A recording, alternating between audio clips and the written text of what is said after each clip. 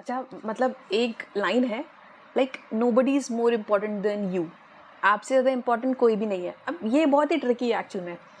एक तरफ से तो अगर आपके दिमाग में पूरी तरह से बैठ गया है ये, बिना उसको सोचे समझे कि I am the most important person, मतलब मेरे से इम्पोर्टेंट कोई भी नहीं है, तो क्या होगा? आपके सोशल कॉन्टैक्ट्स कट हो जाएँगे। मतलब आप जितना अपने आप को सुपीरियर दिखाने की कोशिश करोगे या फिर समझोगे, वो अपने आप दिख जाता है, जो आपके माइंड में होता है, वो अपने एक्शंस में अपने आप आ जाता है। तो आप सोसाइटी से कट जाओगे, लोग फ्रेंड्स आपके कम बनेंगे। तो इसको समझना बहुत ही इम्पोर्टेंट है। अब अगर आप मतलब अगर आपकी एज अच्छी खासी है ना, या फिर अगर आप ऐसा कुछ शोज़ देखते हो जहाँ पे होता है ना रियलिटी शोज़ कि आप मतलब ऐसे एक स्ट्रेंजर होता है जो कि एडवाइसेस लेता है, जिनकी एज बहुत ज़्यादा है, लाइक 90 प्लस 100 प्लस, तो वहाँ पे लोग बोलते हैं कि एक पर्टिकुलर एज के बाद, यानी कि 40s के बाद, 30s के बाद, 35 के बाद, वो अपने मतलब उनको समझ में आता है कि like there is no urge to act, मतलब अपने आप को कुछ दिखाने की या सोसाइटी के एक्चुअल में कोई मतलब वो नहीं है कि आपको मतलब आप अच्छा बन के रहना है, ऐसा करके रहना है, मतलब दिखाना या फिर किसी का वो होना बहुत ही लीस्ट लीस्ट आ जाता है उनके लिए।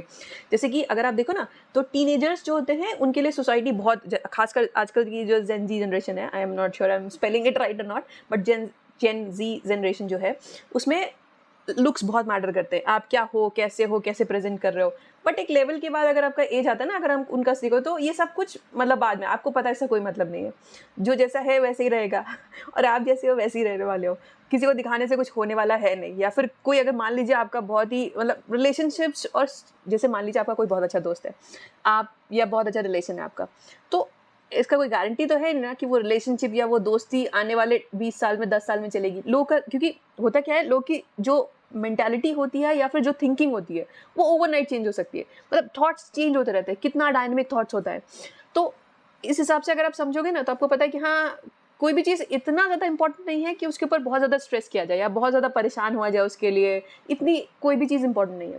तो अगर आप इस तरह से बाइफरकेट करके चलते हो ना कि जो चीज़ें हैं आस-पास, उसमें से क्या चीज़ टेम्परेरी है और क्या चीज़ परमानेंट है। जो टेम्परेरी चीज़ें हैं, आपको उनको हटाते आते हो कि हाँ, ठीक है, ये टेम्परेरी, हटाओ, हटाओ, हटाओ। उसके बाद आपको जो फाइनली मिलेगा ना, वो आपको खुद मिलोगे कि हाँ, ठीक है, जो सबसे अगर इस हिसाब से देखा जाए, तो आप सबसे ज़्यादा इम्पोर्टेंट हो, राइट? कि मतलब ऐसा ऐसा कुछ नहीं है कि आपको मतलब सामने वाले को प्लीज़ करने के लिए या सामने वाला खुश हो जाए, उसके लिए आपको अपनी फीलिंग्स को दबाना पड़ेगा, ये करना पड़ेगा। लेकिन अगर आप और बाइफरकेट करोगे, तो ये आपको समझ में आएगा, अगर आप अपने आप को भी बहुत ज़्यादा इंपॉर्टेंस देते हो, तो आप खुद ट्रैप में फँस जाओगे। जैसे क्या, फॉर एग्ज़ाम्पल मान लो आपको मतलब आप ये आपका दिमाग में आ गया, आई लव माई सेल्फ और ये और वो।